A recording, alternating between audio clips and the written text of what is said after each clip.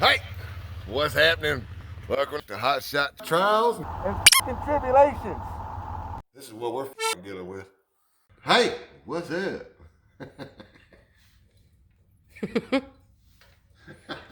I can't do it near as cool as my old lady can. She makes it sound cool, but maybe my redneck accent just kind of gets off into it. I don't know. But what I got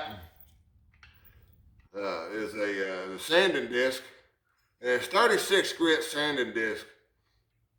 Now, the lower the grit, the more it's going to sand. The higher the grit, the more it's going to polish. So just remember that if you're trying to get a sanding disc. So you're just trying to grind the weld off. I'm just trying to grind the weld off. And in a 36 grit disc pad, it actually don't look too bad. I mean, you're going to see some lines in it. And to be honest with you, I don't really care about the lines too bad. But if you're really trying to polish something, like a 120 or a 220 sanding pad. Now the problem with that also is you're always going to most likely leave a line somewhere. So if you really want to polish something, just do it by hand. Which we're planning on painting this with something. Oh, we're planning on Raptor Line it, so you ain't gonna see none of them damn lines. Well, so what I did was I welded the back. I didn't fully weld the back. I stitch weld the back every 3 inches. Every 3 inches I put a 3-inch stitch weld. And I welded the front. And the reason I welded the back was because I knew I was going to beautify the front of this, and you wouldn't be able to see all my ugly welds. No, I'm kidding. And not really. I mean, some of them are. I think they all turned out pretty good. I hate this part. In fact, I even asked my lovely lady, hey, can we just buff off the spatter and just paint it? She's like, but I like it smooth. And I'm like, well, shit. So, here we are, grinding. Thanks, baby. You're very welcome.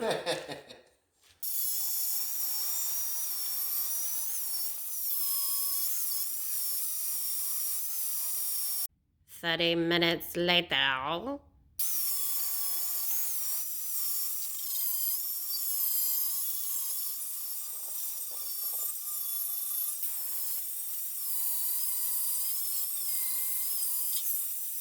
One hour later.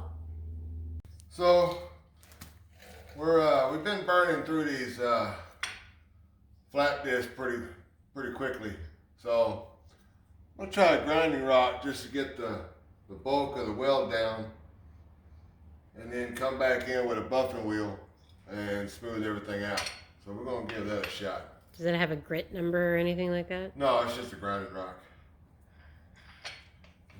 It's just a rock that grinds, and there's no grit or nothing to it.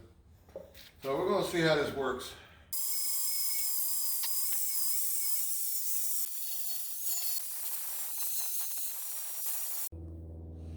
Well, the grinding rock worked quite a bit better.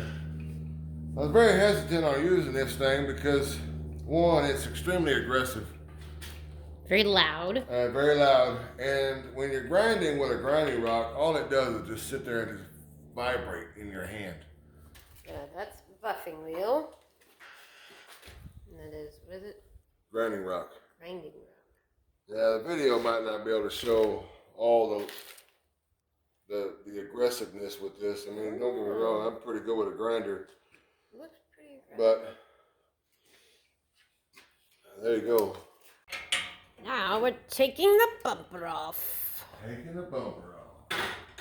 Is it as easy or is it more difficult to get this bumper off than the other one? They were both really easy to get off. Yeah, okay. It's literally just 6 bolts. And it comes right off.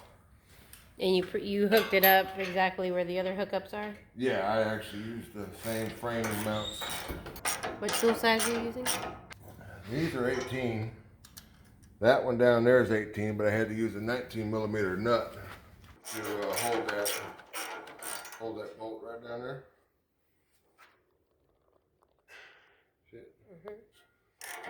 Because the bumper, the original bumper, I had the nut on it, so I had to find my own nut. And I found one. I found my own nut. Goofball.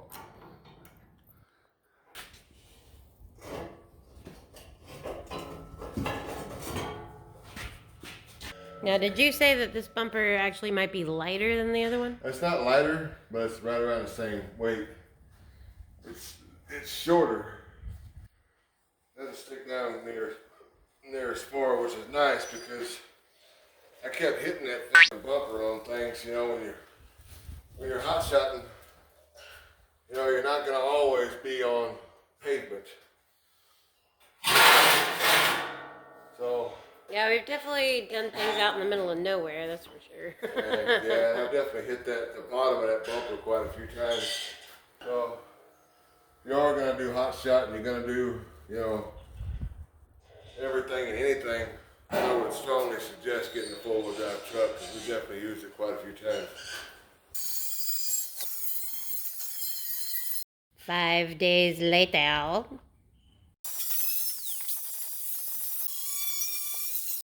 100 years later.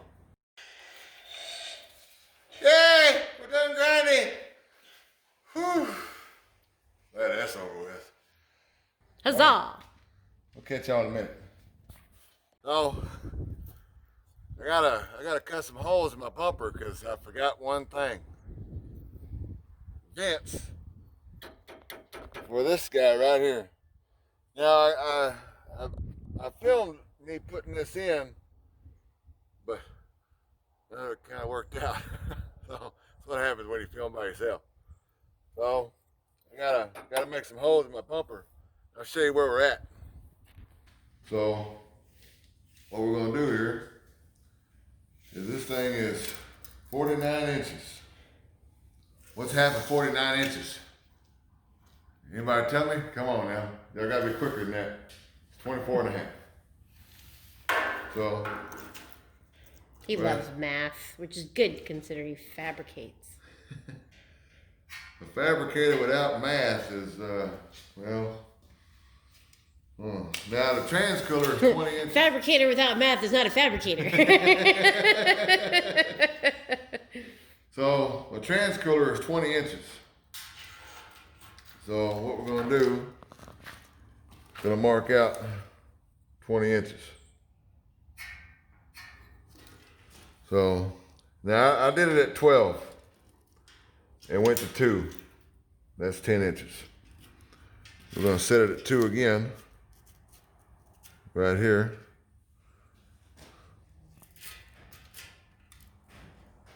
Mark it at 12. So you'll be able to see that's 20 inches. Perfect for the GoPro. That's 20 inches. So from here, what we're gonna do, we're gonna mark 4 inches in. 4 inches in. 4 inches in. I've already made marks on my bumper. What we're gonna do here,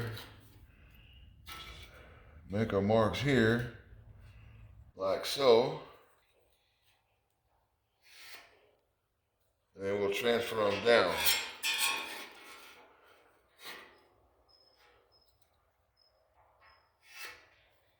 Like I said once before, it don't matter how long the marks are. As long as you know where you're going, you're good. So now, I'm just gonna transfer all the marks to here.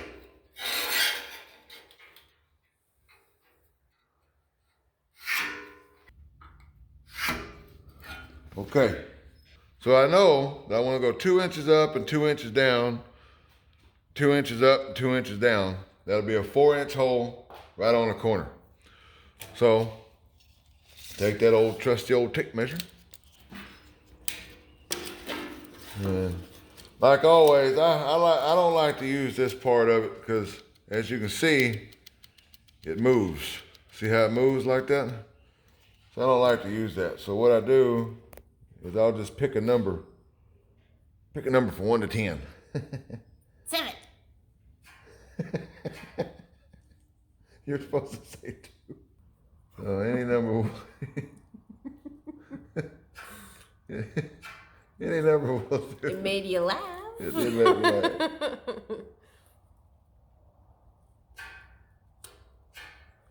Again. So we do the same thing here.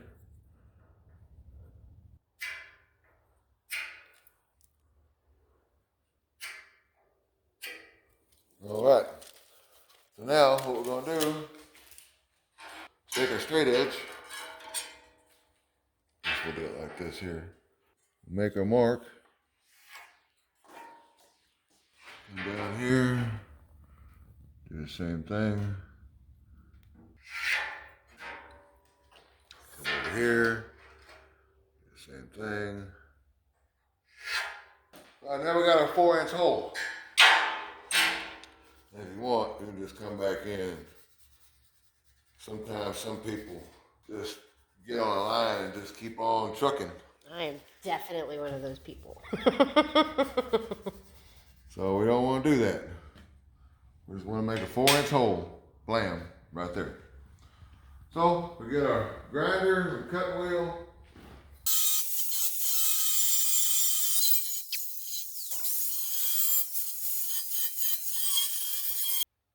Now, hold on. Before we continue, you are doing the proper side of the bumper, right?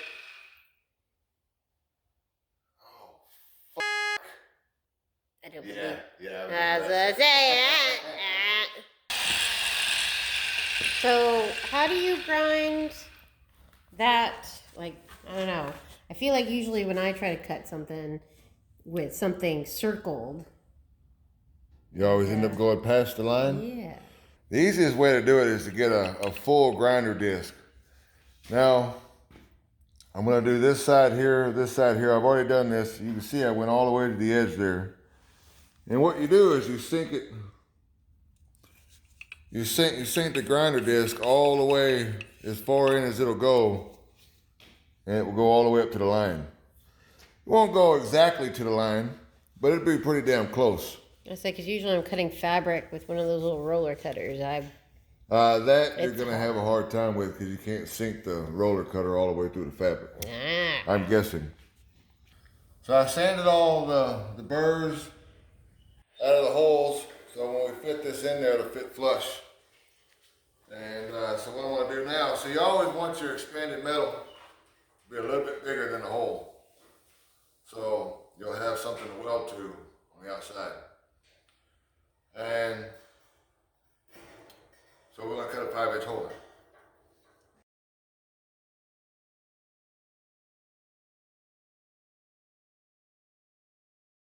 So when you lock a grinder like this stuff right here is not gonna bind up your grinder. And if it does, it'll just push it out of the way, which I've never bound up my grinder on stuff like this here, ever in my life. But if you're gonna grind through metal like this, I would strongly suggest not locking your trigger, because if it does bind, these things will explode and end up in your face or your hands or in your partner's face or all kinds of places nobody wants things to be hit.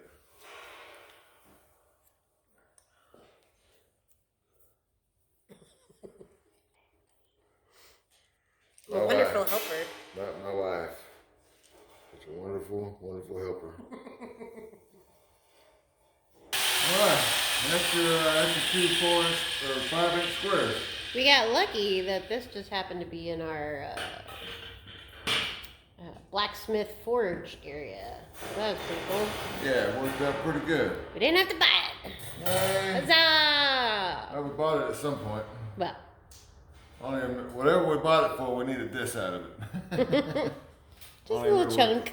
I don't even know what it was for. But sometimes you have to buy a whole sheet. And sometimes they'll let you just buy half a sheet, which is always nice. Is that half or is that a whole? That was a half sheet. That's a half sheet. Sometimes you gotta buy half a sheet. Okay, so right there's our center. Right there. I can't see it. Ah. I can't see it, lady.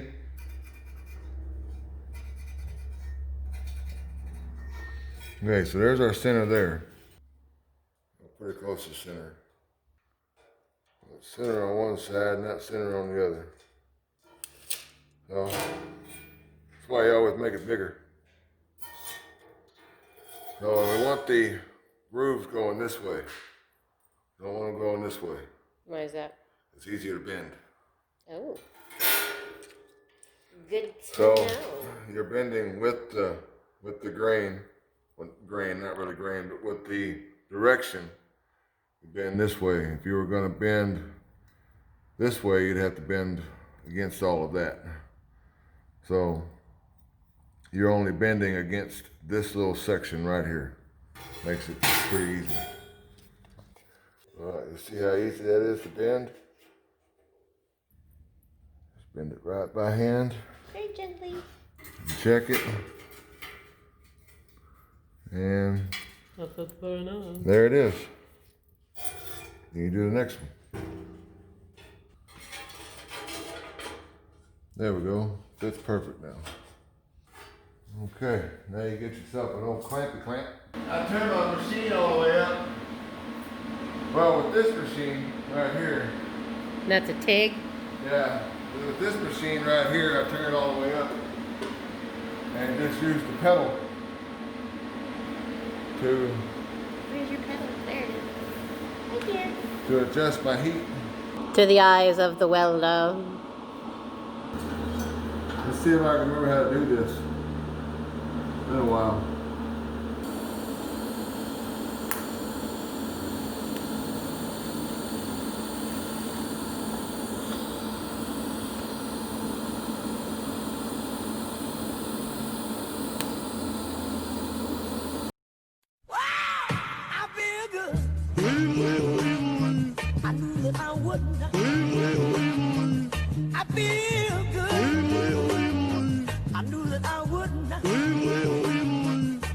All right, what we got here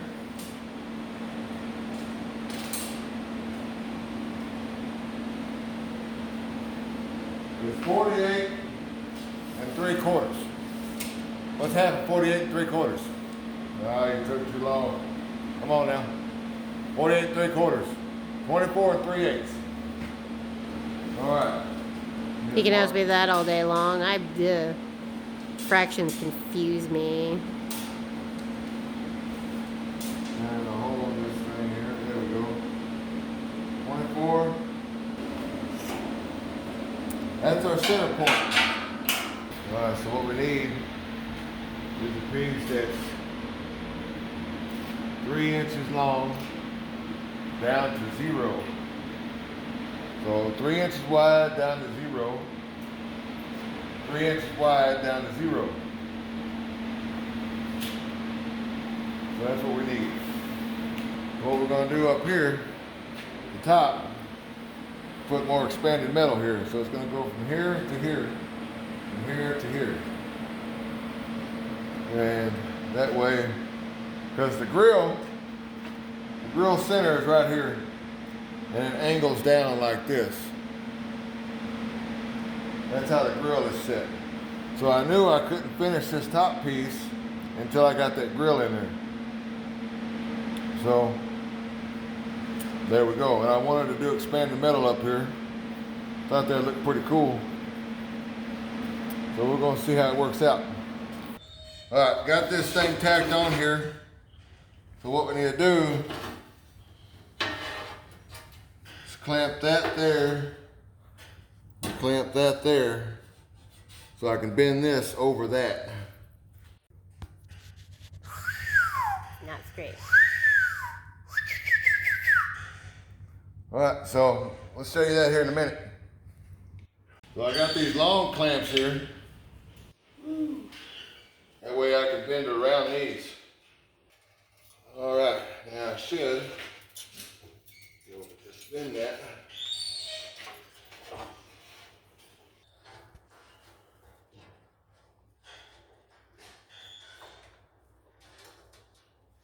One thing I don't like about the spinning middle is this right here.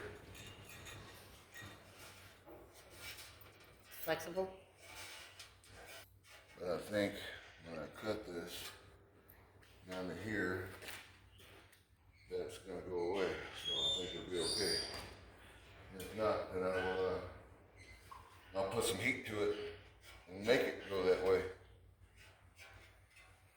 So what you do is you put some heat to it right here, right there, and you back away from it, and when it cools down, it'll tighten up and pop back out. But I think we're gonna be okay. It's pretty much flat. What I've done here, I've made myself a cut line. Oh.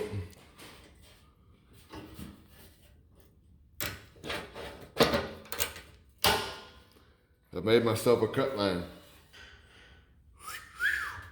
So I cut from here to here. That way it's straight. I just stay right on this bar right here. Just cut straight down and all should be good. And once I get to right here, what I'll do is I'll flip this over and I can just continue on. Okay? Okay. Here we go.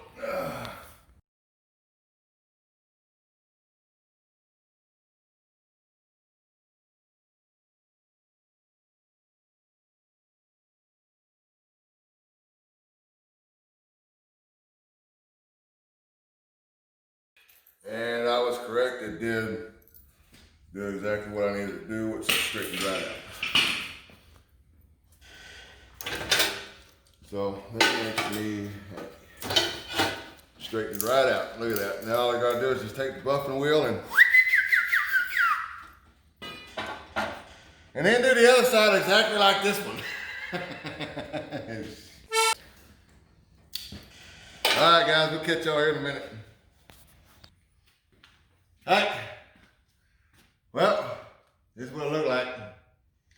Here it is. So, got all the corners ground down. Got our pieces cut in. Got our top pieces put on. Got it clean. This thing is super clean. You can eat off this thing now. And we're just gonna continue prepping it for spraying with that Raptor liner. No paid endorsement. And right here, as you can see, there's a little hole. A little hole right there. See, little hole. Well, we had to cut that out, and because the grill wouldn't allow that to be there. So it's just a little 1-inch hole, no big deal. Right smack dab in the center of the bumper. But the grill's gonna fit now, and that makes me happy. So we're gonna get all this prepped and ready to spray. We'll show you that in another video. Like, subscribe, share, tell your mom and dad about me. No kids.